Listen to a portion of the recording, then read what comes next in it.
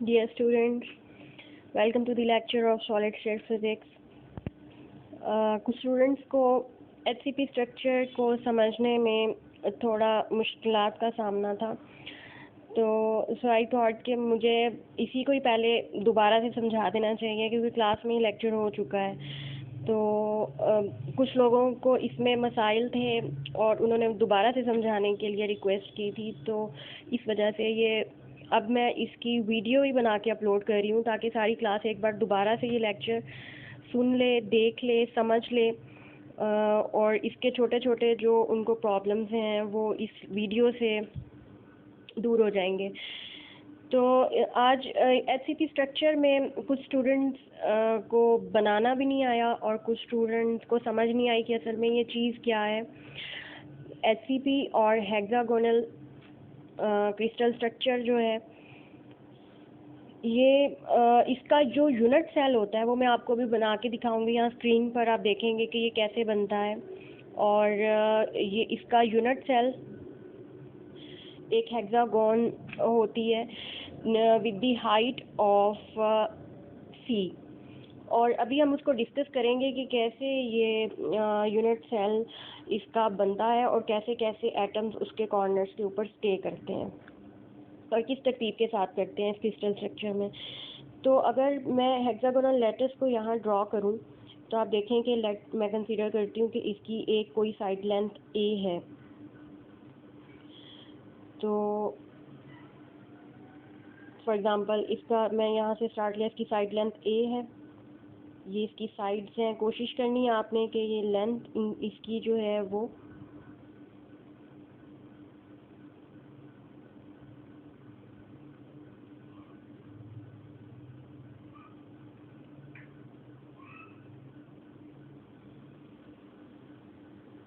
आप इसको ड्रॉ करेंगे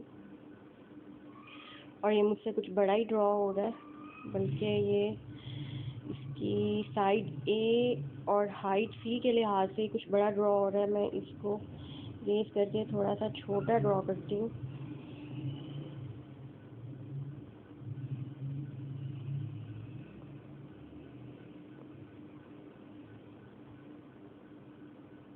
यकीनन मुझसे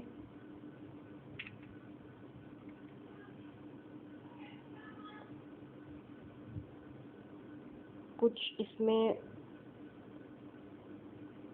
फॉल्ट्स रह जाएंगे, लेकिन आई होप कि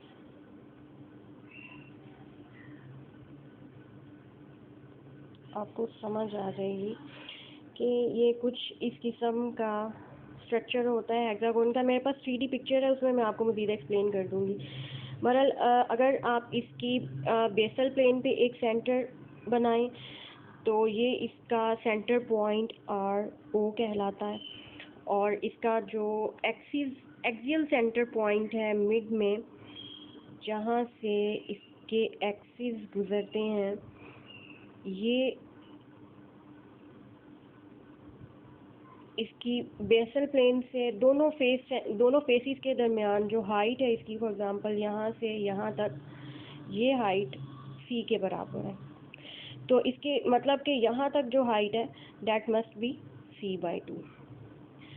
और अब इसके एटम्स किस तरह प्लेस होंगे उसके लिए अगर मैं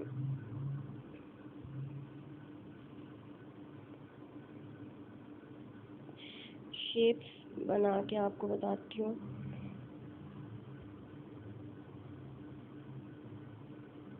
कि इस तरह से इसमें इसके कॉर्नर्स पर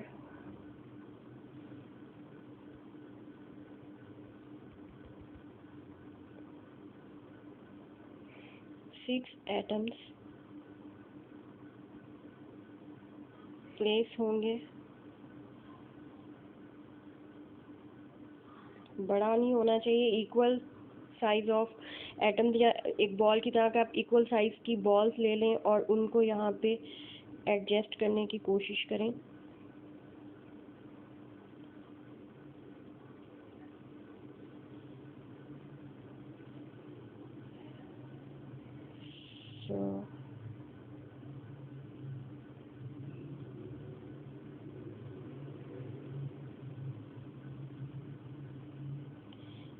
तरह से आप इनको कॉर्नर्स पे सेट कर सकते हैं।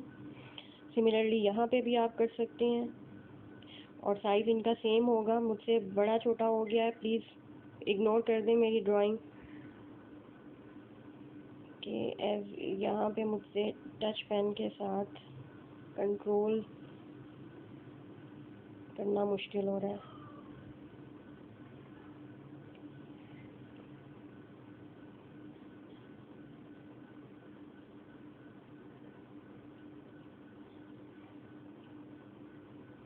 और सेंटर एटम को मैं इसको कलर इसका डिफरेंट करना चाहूँगी ताकि आपको अंदाज़ा हो कि सेंटर में यहाँ पे फेस, इसके दो फेसेस के सेंटर में 2 सेल्स प्लेस होंगे। ये इसके फेस सेंटर वाले सेल्स हैं, एटम्स हैं। और इसके अलावा अब कॉर्नर टोटल एटम्स देख लें, इसके कॉर्नर्स पर कितने एटम प्लेस हैं। 6 atoms at 6 corners, 6 atoms basal plane के कॉर्नर्स पर हैं। टोटल 12 एटम्स प्लेस हैं इसके 12 कॉर्नर्स के। अब 2 एटम्स जो हैं वो इन दोनों प्लेन्स के सेंटर में और फेस सेंटर वाली पोजीशन पे प्लेस हैं। और इनके अलावा हेक्सागोनल में 3 मोर एटम्स एक यूनिट सेल के अंदर होते हैं। और उसको मैं यहाँ पे ड्रॉ सिर्फ आपको थोड़ा सा बता देती हूँ कि 3 और एटम्स इसके at a distance of c/2 from basal plane इसके अंदर मौजूद होंगे। तो मैंने एक रफ स्ट्रक्चर बनाया है, लेकिन आप लोगों को इसको थोड़ा सा अंडरस्टैंड करने में, इमेजिन करने में आसानी हो जाएगी।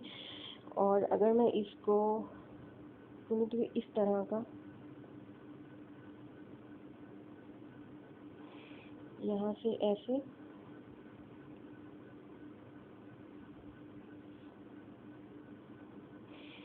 तकरीबन ये HCP यूनिट सेल हमारा बन गया है। अच्छा, अब इसमें मैं अब इन एटम्स को मज़ीद एक्सप्लेन कर देती हूँ कि इससे आपको इसका यूनिट सेल में total number of atoms in a unit cell find करने में आसानी होगी। आप देखेंगे इसके 12 एटम्स हैं 12 कॉर्नर्स के ऊपर, लेकिन हर एटम, ये 12 एटम अपनी 1/6 कंट्रीब्यूशन दे रहा है एक सेल को। मतलब कि अब वो ये जो 12 एटम्स हैं ये अपने साथ 6 एडजॉइनिंग हेक्सागॉन्स में पार्टिसिपेट करेंगे, अपनी अपनी कंट्रीब्यूशन देंगे। तो टोटल कंट्रीब्यूशन इसकी इन 12 एटम्स की हो जाएगी 12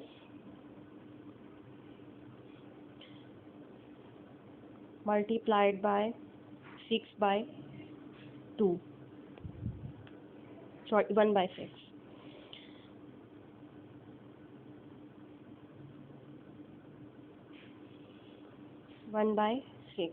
ये 12 एटम्स 12 कॉर्नर्स के ऊपर 6 हेक्सागोन को कंट्रीब्यूट करेंगे। 1/6 पार्ट अपना हर एक हेक्सागोन को कंट्रीब्यूट करेंगे। तो हमारे पास ये आ जाएगा 12 मल्टीप्लाइड बाय 1/6, मतलब कि 2 एटम्स कंट्रीब्यूट होंगे इन 12 कॉर्नर एटम की वजह से। अब क्योंकि हमारे पास यहाँ पे फेस सेंटर पर भी 2 एटम्स प्लेस हैं, लाइक ये आपको मैं दिखाती हूँ कि ये 2 एटम्स, इन 2 एटम्स की वजह से हमारे पास कितनी कंट्रीब्यूशन इस यूनिट सेल को आएगी। ये 2 फेस सेंटर हैं और ये अपने साथ हाफ कंट्रीब्यूशन इस यूनिट सेल को पे करेंगे। तो अब इनकी टोटल कंट्रीब्यूशन कितनी हो जाएगी 2 मल्टीप्लाइड बाय हाफ। और इस तरह से हमारे पास इसकी वजह से जो 2 multiplied by half is equal to 1 atom की कंट्रीब्यूशन इन 2 फेस सेंटर की वजह से आएगी। और उसके अलावा अब तीन एटम्स क्योंकि इस यूनिट सेल के अंदर मौजूद हैं, तो इनके साथ ये +3 3 मोर एटम्स हम इसमें ऐड करेंगे। तो total number of atom per unit cell आपके कितने हो जाएंगे टोटल, आप ऐड करें 3, इस 3 को प्लस 1 को प्लस 2 को, 3 + 1 4 + 2 6। तो इस पूरे हेक्सागोनल यूनिट सेल में आपके पास 6 नंबर ऑफ एटम्स मौजूद होंगे।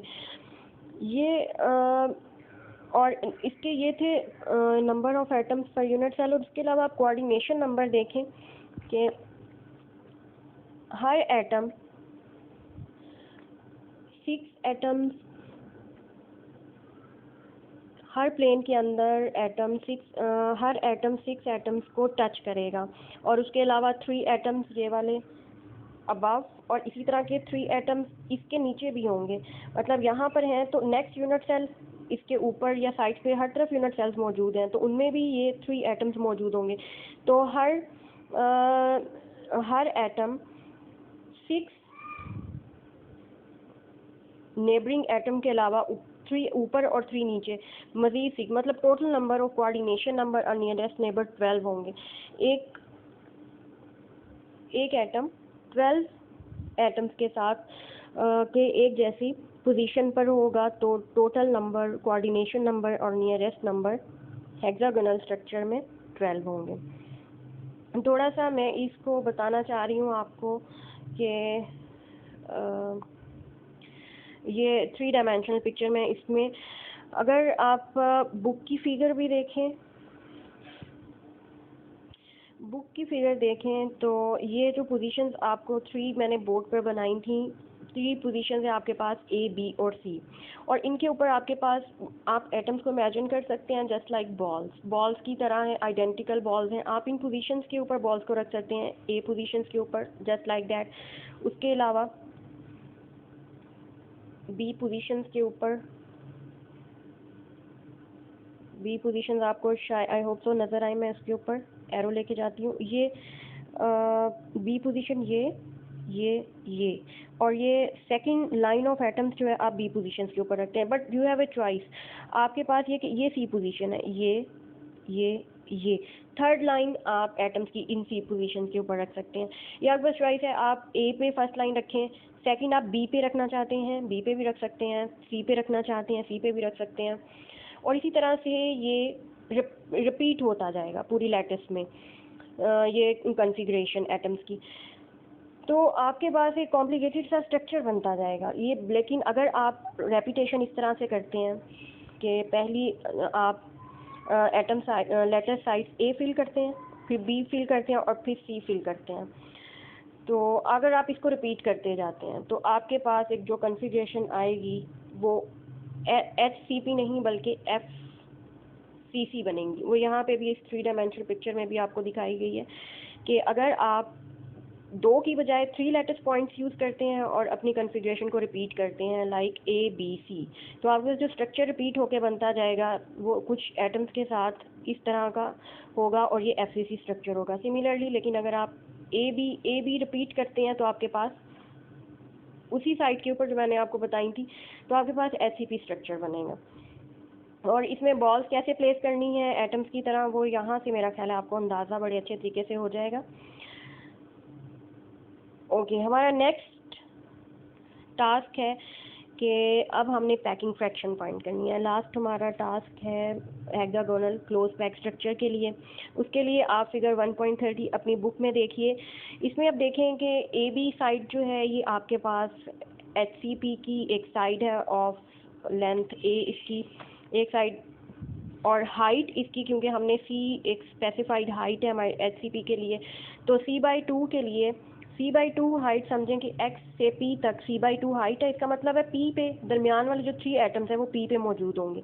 अच्छा ओके, आगे सिंपल मैथमेटिक्स है। आपने इस फिगर को यूज़ करते हुए ज्योमेट्री के कुछ फार्मूलाज यूज़ करने हैं और वैल्यूज निकाल लेनी है A की और C/2 की। अगर हमारे पास हाइट आ जाती है तो हम बड़ी आसानी से मालूम कर सकते हैं। ये देखें, ये कॉस थीटा का फार्मूला लगा हुआ है, ये क्लास में मैं करवा चुकी हूँ, दोबारा मैं यहाँ पे बता देती हूँ। ये कॉस थीटा का सिंपल फार्मूला लगा हुआ है, यहाँ से आप कैलकुलेट करेंगे तो ये AX आपके पास 2/3 ए एम आ जाएगा और यहाँ पे ये ए ओवर √3 आ जाएगा। उसके बाद अगेन आप मसला फिथागोरस इस्तेमाल करेंगे इसी ट्राइंगल पे जो आपको यहाँ दिखाई गई है। ए पी स्क्वायर की वैल्यू आप यहाँ से कैलकुलेट कर लेंगे। जब ये वैल्यू आप कैलकुलेट कर लेंगे तो उसके बाद